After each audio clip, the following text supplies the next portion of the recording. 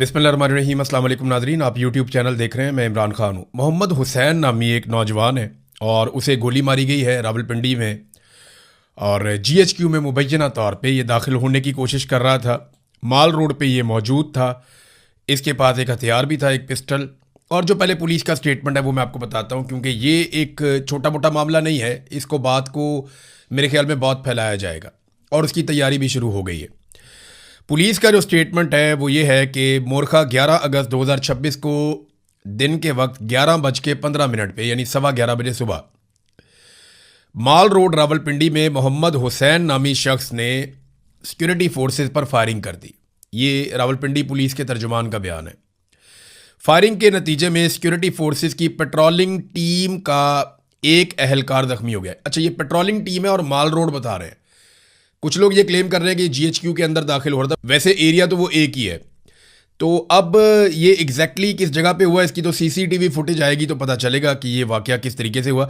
Security forces ने बरवक्त कार्रवाई करते हुए हमला आवर मोहम्मद हुसैन को जवाबी फायरिंग करके जहन्नुम वासिल कर दिया।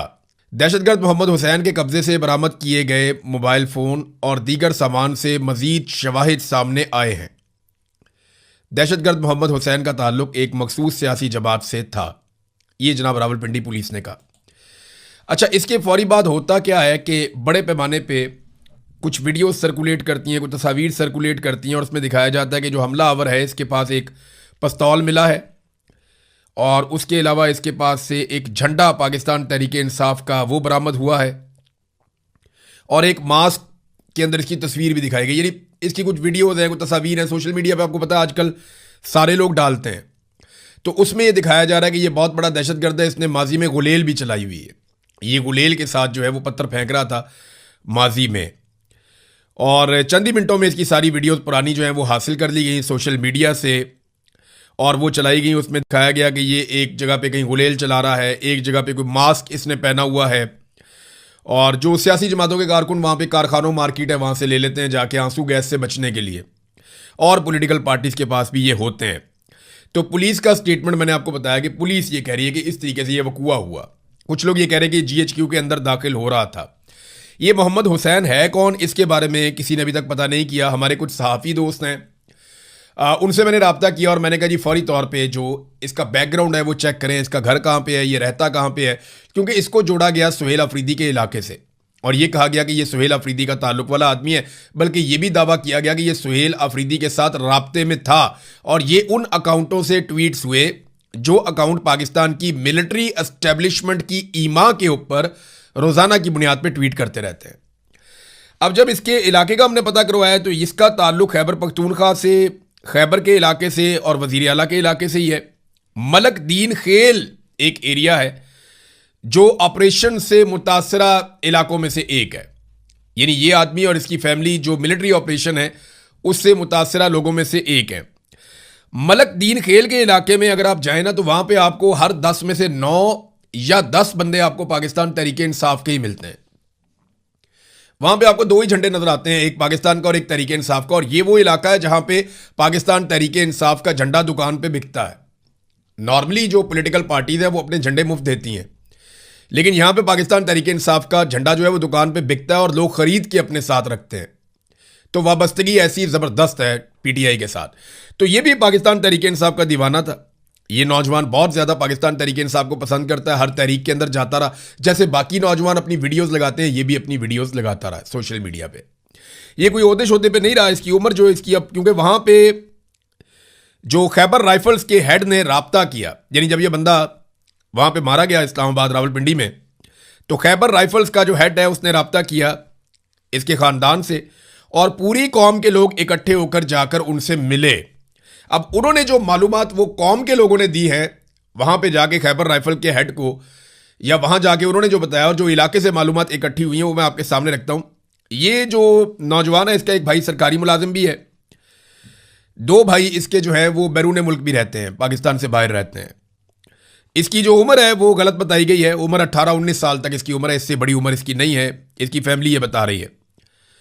कल सुबह 10-11 बजे तक, यानी जब ये इसको कत्ल किया गया इस्लामाबाद में, उससे एक दिन पहले सुबह 10-11 बजे तक ये अपने घर में मौजूद था वहाँ खैबर में।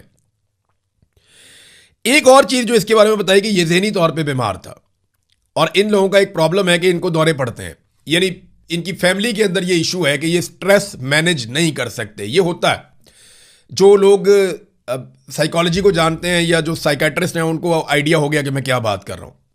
इनका स्ट्रेस मैनेजमेंट का इशू होता है, ये बहुत जल्दी गुस्से में आ जाते हैं, बहुत जल्दी लड़ पड़ते हैं, ये गोली भी चला देते हैं। कुछ अर्सा पहले इसका एक और कज़न है, उसने अपने खानदान के अंदर ही गोलियां चला दी थी और ये माजी में भी इसका कोई रिकॉर्ड ऐसा नहीं है। तो वो कहते हैं जी ज़हनी तौर पे ये बहुत कमज़ोर था और ये ज़हनी तौर पे ठीक बंदा नहीं था।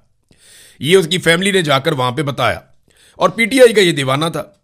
अब ये बंदा रावलपिंडी कैसे पहुंचा, क्योंकि यहां इसके इलाके में पिस्तौल किसी के पास होना कोई अजीब बात नहीं, हर एक के पास ही होता है। ये बाड़ा के करीब रहने वाले हैं तो वहां पे तो सारी दुनिया पिस्तौल लेने जाती है। आप अभी सोशल मीडिया पे लिखें बाड़ा वेपन्स तो आपको मार्केट खुल जाएगी, जो मर्जी उनसे वेपन खरीदता रहे, वहां से निकालना आपका अपना काम है। क्योंकि बाड़ा से जब आप निकलते हैं तो जगह जगह रास्ते में नाके होते हैं और रावलपिंडी तक आप हथियार लेके पहुंच जाएं तो ये बड़ी अजीब बात होती है। लेकिन ये नौजवान के पास पिस्तौल कहां से आया इसके बारे में अभी कोई पक्की इंफॉर्मेशन नहीं है, लेकिन वहां पे किसी के पास पिस्तौल होना ये कोई अजीब बात भी नहीं है। वहां बाड़ा में या खैबर में किसी के पास पिस्तौल होना कोई अजीब बात नहीं है। हाँ, ये पिस्तौल लेकर यहां पे आ जाना ये थोड़ी सी अजीब बात है। तो अब जो कुछ भी हुआ वो सीसीटीवी फुटेज आएगी तो पता चलेगा कि वहां पे हुआ क्या, ये कहां दाखिल होना चाह रहा था, पहले गोली किसने चलाई, वाकया कैसे हुआ, किसी लड़ाई के नतीजे में हुआ या ये प्लान करके गया था और इसने अटैक कर दिया एकदम सिक्योरिटी फोर्सेस के ऊपर। तो जो असल बात है वो तो बाद में पता चलेगी। अब ये पब्लिक ट्रांसपोर्ट के अंदर गया, ये भी बात आप ज़हन में रखिएगा। जो अभी तक सोर्सेज ने बताया वो यही बताया कि ये किसी पब्लिक ट्रांसपोर्ट पे गया है, इसके बाद अपनी कोई ट्रांसपोर्ट भी नहीं है जिसपे बैठ के ये रावलपिंडी तक जा सके। तो ये है नाजरीन अब तक जो हमें सूरत पता चली है इस लड़के के बारे में, मोहम्मद हुसैन के बारे में। पीटीआई का कारकुन है, ज़हनी तौर पे कमज़ोर है और ये स्ट्रेस मैनेजमेंट के इसके इश्यूज़ हैं जो माजी में भी रहे और इसके अलावा इसकी अपनी फैमिली के अंदर भी इस किस्म के इश्यूज़ होते हैं। दो भाई इसके बैरून मुल्क हैं और पूरी कौम ने जाकर बाकायदा सरकार को बताया कि जनाब ये ऐसा नहीं। अब ये कहा गया कि सुहेल आफरीदी से ये राब्ते में था। जब खबर दी गई तो उससे ऐसा तासुर बना कि जैसे जब ये गोली चलाने गया जीएचक्यू के ऊपर हमला हुआ तो उस वक्त सुहेल आफरीदी इसको फोन पे इंस्ट्रक्शन दे रहे थे कि जनाब अंदर बढ़ जाओ, जाके मार दो सारों को, ये कर दो वो कर दो। ऐसा नहीं है। जो टाउट्स ने बयानियां बनाया उसको इस तरीके से सनसनी खेज बनाने की कोशिश की गई जैसे 9 मई को सनसनी खेज बनाया गया था और एक पूरे फॉल्स फ्लैग ऑपरेशन को उठा के एक पॉलिटिकल पार्टी के खाते में डाल दिया था। ये उसी तरह की कार्रवाई करने की कोशिश की गई है। सुहेल आफरीदी से इसका जो एक राब्ता रजिस्टर्ड हुआ वो 2024 की जनवरी में हुआ था कि जनवरी 2024 में अब तक की इतला के मुताबिक जो इन्फॉर्मेशन बाहर आई, जनवरी 2024 में इसका सुहेल आफरीदी से राब्ता हुआ था इलेक्शन से पहले। और इलेक्शन से पहले तमाम लोगों से ही राब्ते करते रहते हैं, जो मर्जी जिसको मर्जी टेलीफोन कर लेता है। तो ये कोई अजीब या अचंभे की बात नहीं होती, ये होता रहता है। बहरहाल अब ये एक इंसिडेंट हुआ है लेकिन इसको ऐसे पोर्ट्रे किया जा रहा है जैसे एक दहशतगर्द जमात है, उन्होंने दहशतगर्द भिजवा दिए और उन्होंने कातलाना और खुदकुश हमला करवा दिया। ऐसा नहीं है। पीटीआई एक पुरअमन पॉलिटिकल जमात है, जिस तरह बाकी जमातें पॉलिटिकल जमातें हैं और वो पुरअमन एहतजाज पे बिलीव करती हैं, ऐसे ही पीटीआई भी करती है। पूरे पाकिस्तान में पीटीआई की बातचीत है, पूरे पाकिस्तान में ये एक मकबूल तरीन सियासी जमात है और इमरान खान साहब ने हमेशा कहा कि हम एक गमला भी नहीं तोड़ना चाहते, हम कोई छोटा सा नुकसान भी नहीं करना चाहते, ये सारी अमलाक हमारी अपनी है। ये इंसिडेंट कैसे हुआ इसके लिए सबसे इंपॉर्टेंट चीज़ जो है वो पुलिस के बयान से भी ज़्यादा ज़रूरी ये है कि सीसीटीवी फुटेज को मंजरे आम पे लाया जाए, क्योंकि हर फॉल्स फ्लैग की सीसीटीवी फुटेज नहीं आती। तो यहां पे सीसीटीवी आएगी, क्लियर हो जाएगा इसने खुद ही हमला किया हो पुलिस पे तो वो भी नजर आ जाएगा, किसी वजह से हमला किया हो, कोई झगड़ा हो गया या कोई और चीज हुई वो भी नजर आ, जो भी हुआ ना वो सीसीटीवी फुटेज आएगी तो पता चलेगा कि एक्चुअली ये हुआ कैसे। नाज़रीन, सुहेल आफरीदी ने अभी तक लगभग उनके स्टेटमेंट को कुछ 36-38 घंटे गुजर गए हैं।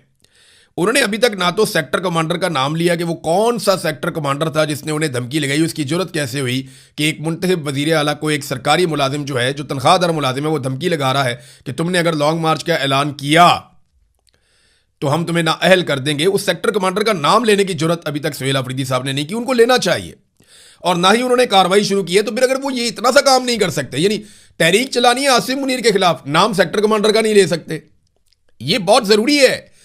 अगर तो इन्होंने इस सिस्टम को टैकल करना है तो इमरान खान साहब एक बात कहते थे कि जो तुम्हें धमकी दे वापस धमकी दो उसको, जो तुम्हें डराए उसको एक्सपोज करो। इमरान खान साहब ये बार बार कहते थे। तो सुहेल आफरीदी साहब को कम से कम यहां पे स्टैंड लेना चाहिए और उनको एक इजलास बुलाना चाहिए सूबाई असम्बली का, वहां पे करारदाद भी आनी चाहिए, सेक्टर कमांडर को एक्सपोज करना चाहिए ताकि आइंदा वो ऐसा ना कर सकें।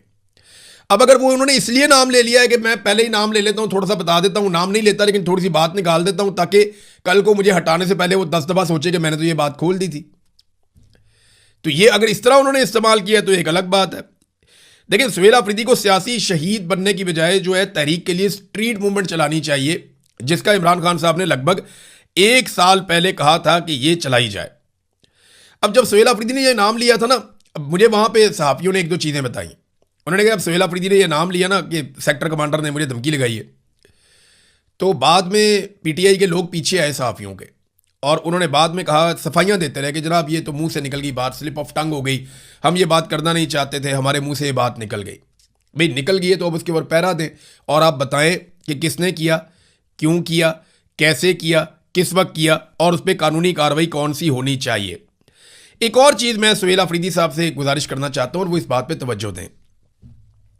मुझे 1 नहीं, 2 नहीं, 3 नहीं, ज्यादा लोगों ने और बार बार ये बातें बताई हैं, अलग अलग सोर्सेज ने ये बातें बताई हैं कि अब्दुल हादी उर्फ पतंग और एक हैं जनाब नवीद साहब जो इनके भाई हैं सुहेल अफरीदी के, और एक इदरीस साहब है जो गालिबन इनके चचा हैं।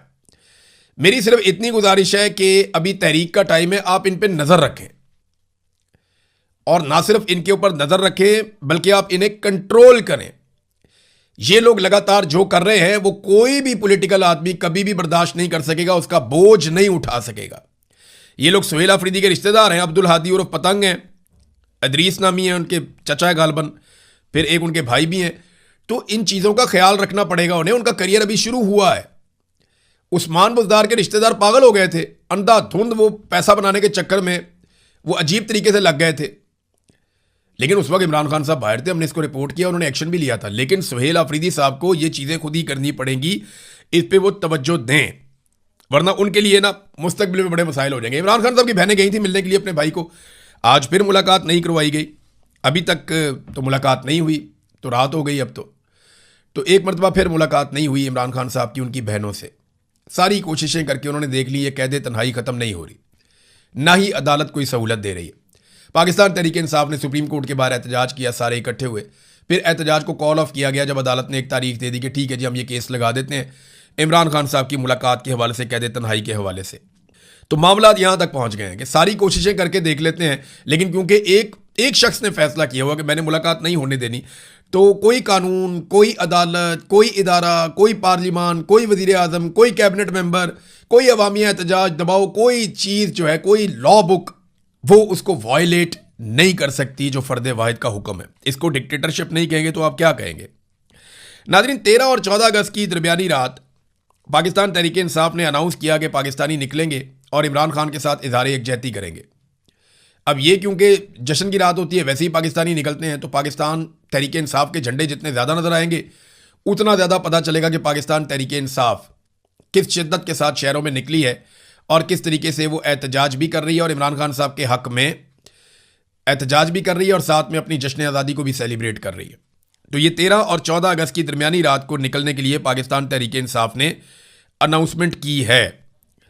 एक और चीज़ नाज़रीन मैं आपके साथ शेयर करता हूँ, ये इधर सलमान अकरम राजा साहब बड़े सीनियर आदमी हैं, बड़े ज़बरदस्त वकील हैं, बड़ी शानदार इनकी वकालत है, बड़ा लंबा इनका करियर है और लड़ाई इनकी हो रही है मिशाल यूसुफजई से।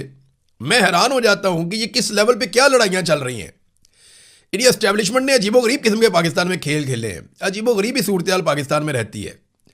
ये मिशाल यूसुफजई का या सलमान अकरम राजा साहब का बनता है उनके साथ लड़ना, या ये लड़ाई बनती नहीं है। वो पार्टी के सेक्रेटरी जनरल हैं, वो फैसला करें।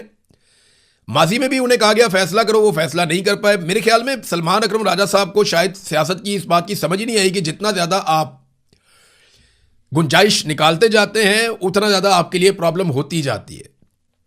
तो अब सूरत हाल ये है कि दोनों आगे आमने सामने खड़े हुए और पाकिस्तान का मीडिया इनको दिखा रहा है। आप दोनों की औकात का, दोनों की हैसियत का फ़र्क चेक करें, दोनों की उम्र का और तजर्बे का फ़र्क चेक करें।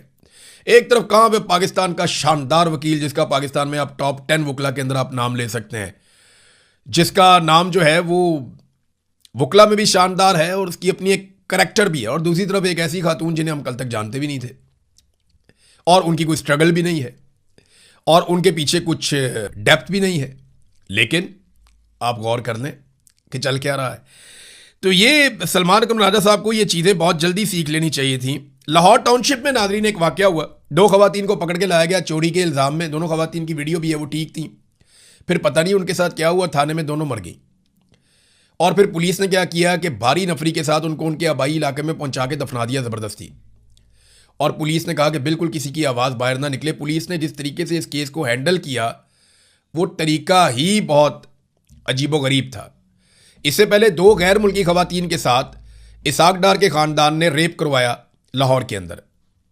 इसाक डार की फैमिली ने 2 गैर मुल्की ख़वातीन के साथ यहाँ पे लाहौर के अंदर रेप करवाया था उनके नवासे ने। और वो बड़ा खौफनाक एक केस था और बड़ी ज़्यादती हुई उस केस के अंदर। तो एक तो ये केस आपको याद होगा। अभी ये 2 ख़वातीन हैं, ये थाने में जाती हैं, पता नहीं इनके साथ थाने में ऐसा क्या हुआ कि वो दोनों मर गई।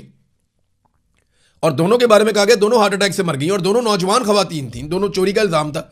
दोनों एक साथ हार्ट अटैक से कैसे मर गई? वहाँ क्या हुआ ऐसा थाने में? किसने कुछ किया या कौन था वहाँ पे? क्या कोई बासर आदमी था? क्या देख लिया था उन ख़वातीन ने, या क्या उनके साथ किया गया था कि फिर वो जिंदा नहीं रह पाई दोनों? अब पोस्टमार्टम करवाने के लिए ऑर्डर दिया गया। अब देखते हैं, उनको ज़बरदस्ती दफनाया गया है, दोबारा उनको निकाला जाएगा, पोस्टमार्टम किया जाएगा, चेक किया जाएगा इन ख़वातीन के साथ हुआ क्या। देखें, ख़वातीन को टिकटॉकर ने कहा था कि ये मेरी रेड लाइन है, लेकिन आप गौर करें कि रेड लाइन नहीं है। सूबाई वज़ीर इत्तलात जो है वो लगातार 9 महीनों से अदालत उसे बुला रही, 9 या 11 महीने हो गए अदालत उसको बुला रही है कि आओ और आकर स्टेटमेंट दो फलक जावेद के खिलाफ, जो भी आपका केस है आकर पेश हो जाओ यहाँ पे। वो लगातार 8-9 महीनों से, या 11 महीने थे या 9 महीने थे, वो लगातार ये कह रही है कि जी मैं नहीं आ सकती, मेरी जान को खतरा है। आप अंदाजा करें कि एक सूबाई वजीर है, सूबाई दारुल हुकूमत में एक अदालत में पेश होना है और वहां उसकी जान को खतरा है। यही सूबाई वजीर सड़कों पे जो है वो गालम गलोच करती फिरती थी, कभी पुलिस को धक्के, कभी इधर लड़ाइयां, कभी उधर लड़ाइयां, तब तो जान को खतरा नहीं था। आज इक्तदार में है, आज ख़वातीन इनकी रेड लाइन है और जान को खतरा, एक अदालत में पेश नहीं हो सकती। आप अंदाजा करें आम ख़वातीन की क्या हालत होगी इस सूबे के अंदर, जब एक जो है प्रोविंशियल मिनिस्टर, जिसके पास बहुत सिक्योरिटी होती है, जिसके पास इक्तदार है, वो अपने आप जाली सही लेकिन है तो नहीं, इक्तदार तो है ना, जाली इक्तदार के बावजूद वो अदालत में पेश नहीं हो सकती कि मेरी जान को वहां पे खतरा है। अंदाजा करें आप, ये है रूल ऑफ लॉ, ये है सूरत हाल पंजाब के अंदर। और हम सारे ये होता हुआ देख रहे हैं। 2 ख़वातीन के साथ पहले क्या हुआ, 2 ख़वातीन के साथ अब क्या हुआ, लगातार ये वाक़यात हो रहे हैं और ये बड़ी बदकिस्मती है। जरदारी को कायल कर दिया गया नाज़रीन, आसिफ अली जरदारी